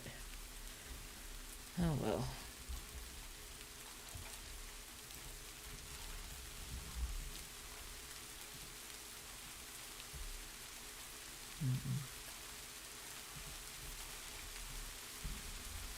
Oh dear. Workspace, the corridors are much harder to keep clean. Cramped energy, the cement floors. Trampled by 10,000 confused feet every day.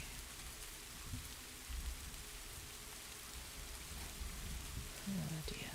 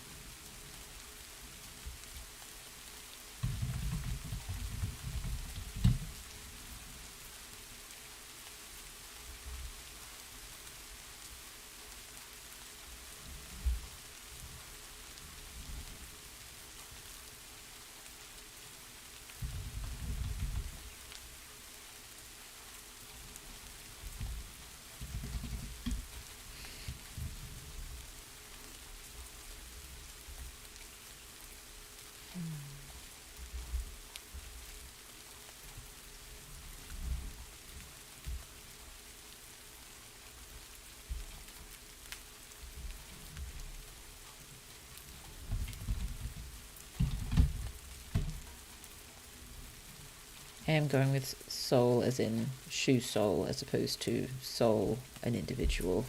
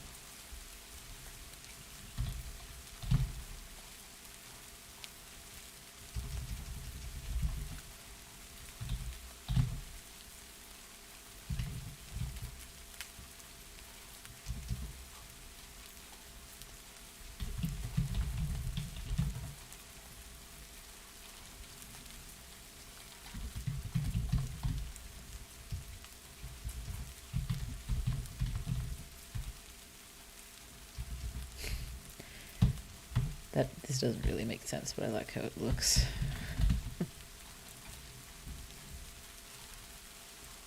To shift that.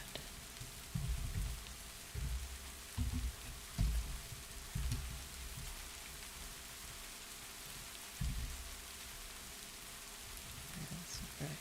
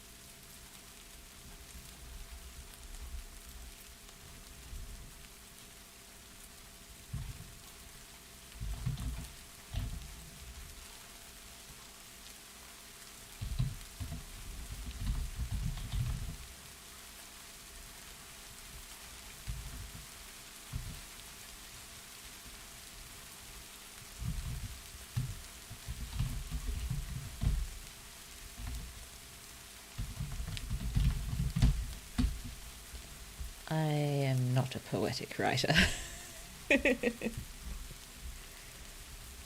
I'm doing my best.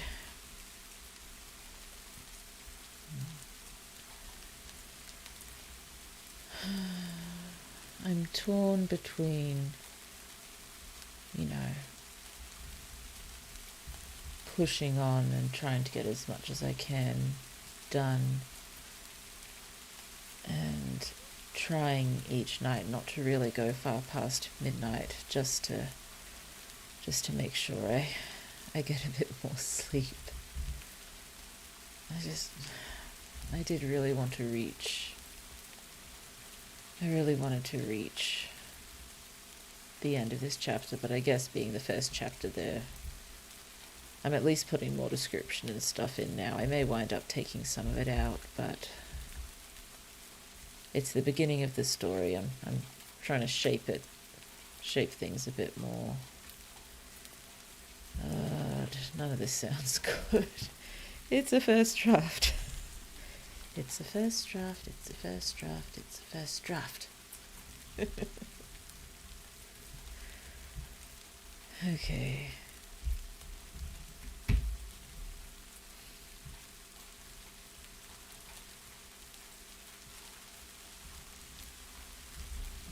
I just start the conversation again. It's continuing on of this one.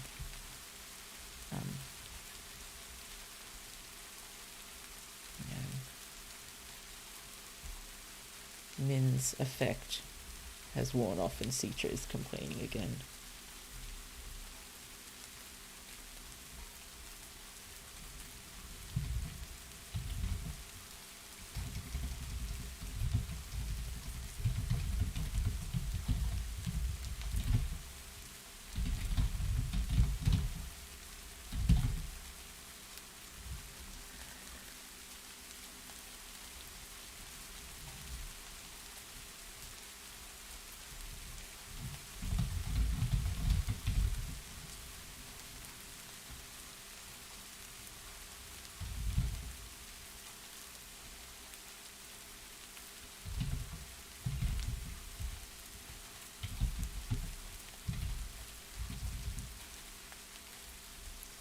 I don't know whether to call it contraband or not. I mean, it's contraband for them, but not for chosen ones. Might use it for now, but...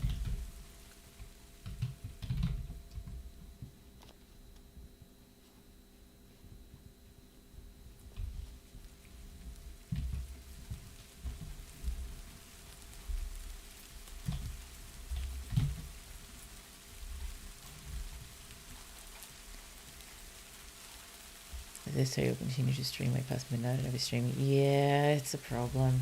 It's not a habit I should build up, particularly given, I'm a shuffling zombie a lot of the day these days. I suppose it's just the ongoing problem that I'm always tired and things are never going to get done if I keep telling myself, I'm tired, I can't write when I'm tired, I should rest. I've been doing that for so long, and guess what? No writing has gotten done either. And it makes me feel lazy and uncommitted. Reading and seeing things about people who, look after multiple children, work full-time jobs, yet still somehow find the time to pursue these incredible things. I just feel like I'm not even trying most of the time. That I don't have a right to be frustrated with myself when I'm not even doing the bare minimum.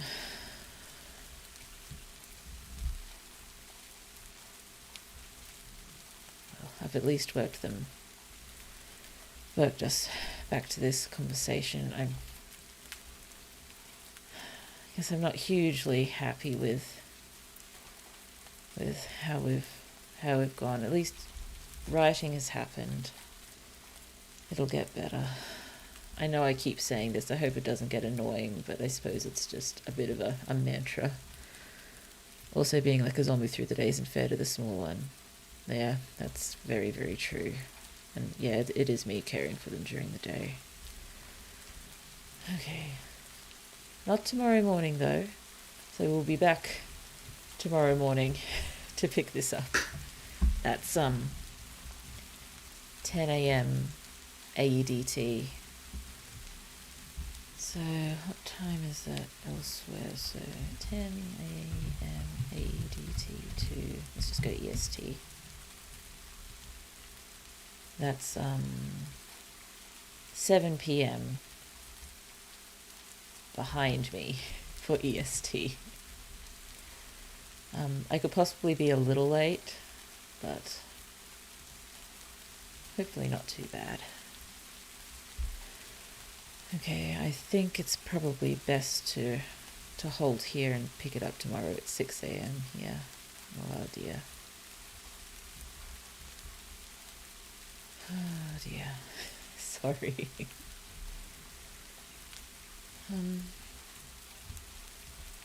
Okay.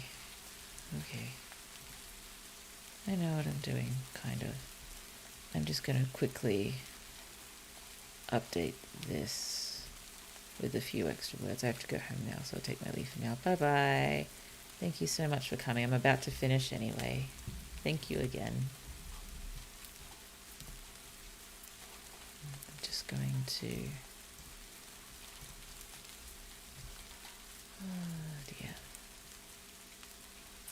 Update the word count. It's only a few more words.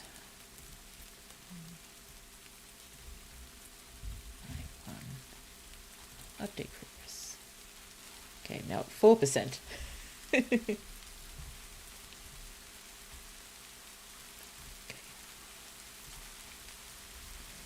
Check what I missed after I get home. Take care and sleep well. Thank you so much. To you as well. Okay, I'll just try not to think too hard about this. We'll pick it up tomorrow. Again, 2 streams, assuming I don't completely fall apart. So, see you tomorrow morning. And just let me just look at these lyrics. We shall sing a few lines of the parting glass in farewell, and be back tomorrow to keep this writing going. I know I said it today, but hopefully tomorrow, particularly given we've got 2 sessions, hopefully the first chapter, and perhaps even the second chapter, could be completed. We'll see what we can do. Thank you so much again for coming, and good night, good afternoon, good morning, wherever you are. I hope the rest of your day is a lovely one, because that's what you deserve. We'll see you later.